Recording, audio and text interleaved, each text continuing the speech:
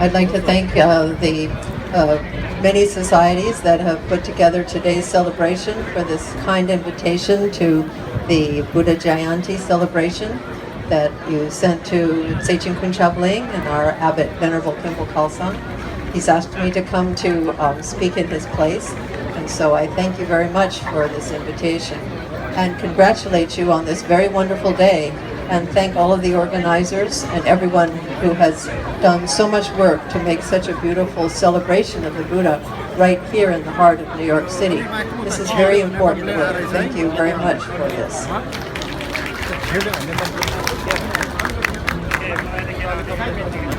I'd like to begin with a brief prayer.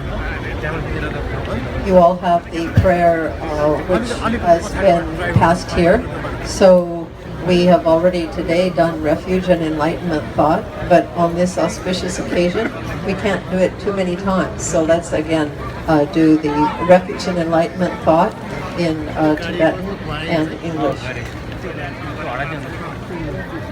Sanje chudan soje chonam la chanju pardu dane jepsu che dagi jinso chi pe sonam chi drola pincheru sanje ruparsho sanje chudan soje chonam la chanju pardu dane jepsu che dagi jinso chi pe sonam chi drola pincheru sanje ruparsho sanje chudan soje chonam la chanchu pardu dane jepsu che dagi jinso chi pe sonam chi drola pincheru sanje ruparsho.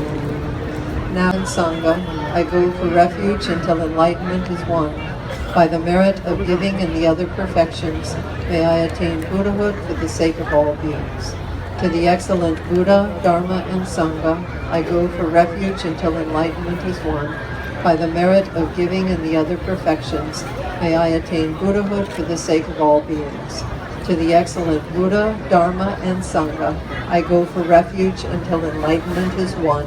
By the merit of giving and the other perfections, may I attain Buddhahood for the sake of all beings. Semchen tamchi dewadan dewe judan pimpar juchi dungal je judan rawar juchi dungal mepe dewadan min rawar juchi Miren chadan tan trawe tan yumane parjurchi. Many people think Buddhism is old-fashioned, especially in this new country. What does Buddhism have to teach us?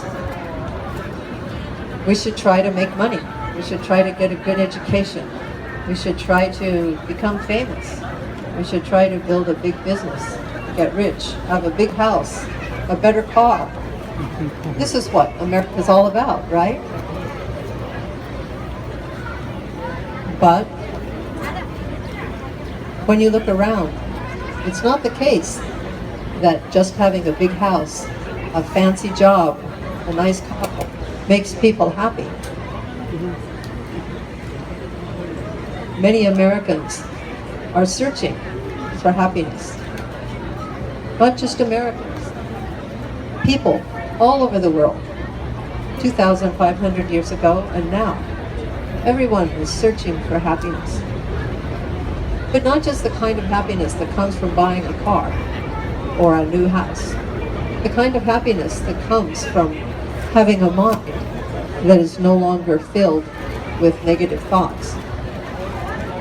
If we have less anger, less hatred, less jealousy, less pride, we suffer less.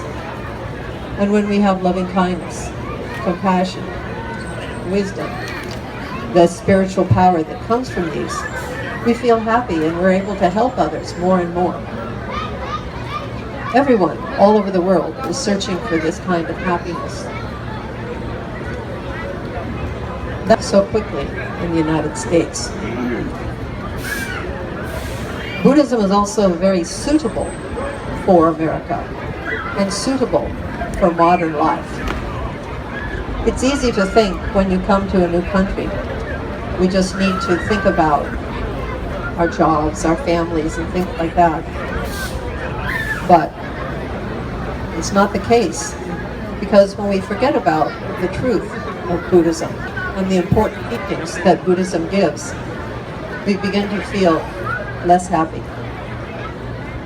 hectic, stressed, and we need to go back and find the truths of Buddhism. Buddhism is suitable for modern life because it's very democratic. The Buddha taught an amazing religion. Most religions, God is up here. Humans are here. Humans can never become a god. Buddhism is not like that. The whole point of Buddhism is that we are supposed to become Buddhas too. We're supposed to try to become Buddha. And he promises that we can if we practice enough. How's that for democracy? That's amazing. There's almost no other religion in the world that says that humans can become the equal of the supreme deity. Also, the Buddha taught that not only humans, but men, women, even animals can attain highest enlightenment. 2,500 years ago, and in many countries of the world, women can't show their face in public. Animals suffer terribly. The Buddha said men and women have the same ability to become enlightened, and even animals too. That's extremely democratic. It's beyond even what People for the Ethical Treatment of Animals and many other animal rights organizations are saying in the United States now. The Buddha's vision for the compassion and the potential of all living beings was enormous and very, very amazing. So the Buddha was not only ahead of his time, he's ahead of our time, and he's teaching us. Buddhism is also suitable for the United States because it fits with science. Many religions now, including Christianity and others, are suffering because their teachings don't match with the findings of science. That's not the case for Buddhism.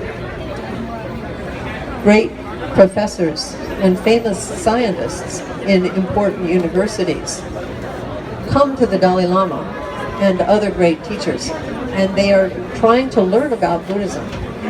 Buddhist theories on the nature of matter, the nature of mind, Buddhist theories of physics, Buddhist theories of emptiness. These are very, very beautiful, very, very sophisticated, and very, very wonderful. And they are not only equal to, they are superior than many of the teachings that science has. Why? Because they work. They help us to become better people, happier people. Also, they're better than ordinary scientific truths because scientific truths are constantly changing. Remember, 10 years ago, we're not supposed to eat eggs because they give you cholesterol. Well, now we're supposed to eat eggs, right?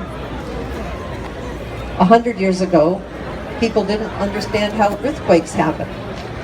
Now, they say the continents are moving around. Again and again, science is changing. But the truths of Buddhism that scientists are so eager to learn have been there for 2,500 years. That's amazing.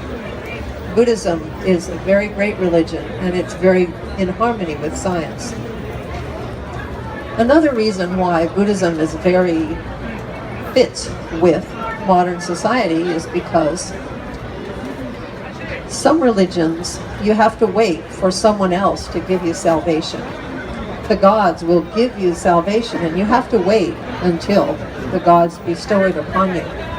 But not in Buddhism. Just like Americans like to do it yourself, get it done. The Buddha said that we all are the ones who save ourselves. We are the ones who, through practice, will attain our own enlightenment. He can't give it to us. It's something we have to do for ourselves. So those are some of the reasons why Buddhism is so popular in this new country, and why you should be so proud to have the heritage of this great tradition that is now going all over the world.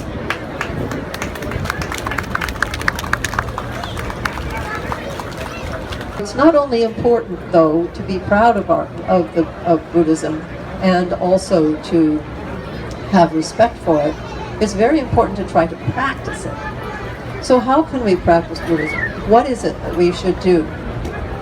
And more importantly, why should we practice? We're so busy. We don't have time to practice. We don't have time to go to the temple. We don't have time to make offerings. But actually, when we think about it, the reason why we should practice the Dharma is because Buddhism is the path to happiness.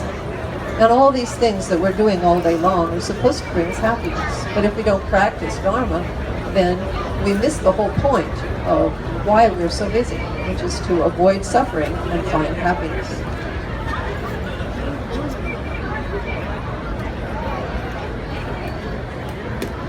What brings happiness? The Buddha taught that avoiding non-virtue brings happiness. If we stop negative actions with our body, negative words with our mouth, negative thoughts with our mind, we will begin to get closer to happiness. And if we exchange those for great actions, such as loving kindness, compassion, and wisdom, then we begin to approach Buddhahood. The Buddha taught 7 important activities that we should try to do as much as possible every day as a way of practicing Buddhism. It's called the Sevenfold Prayer, or Genlat Dumba in Tibetan. This is a very, very short way of practicing the Dharma. The 7 very important things that should be part of our daily lives because they bring happiness and they help us to overcome suffering. These parts of the Sevenfold Prayer are throughout all of Buddhism. The daily sadhanas are composed of it. Even the very first sutra that came to the Himalayas over 2,000 years ago, the great sutra that was called Pangkong Chaja, which was the first sutra that came to Tibet, was based on the Sevenfold Prayer. So if it's everywhere and it was the first of the teachings, then it's got to be important.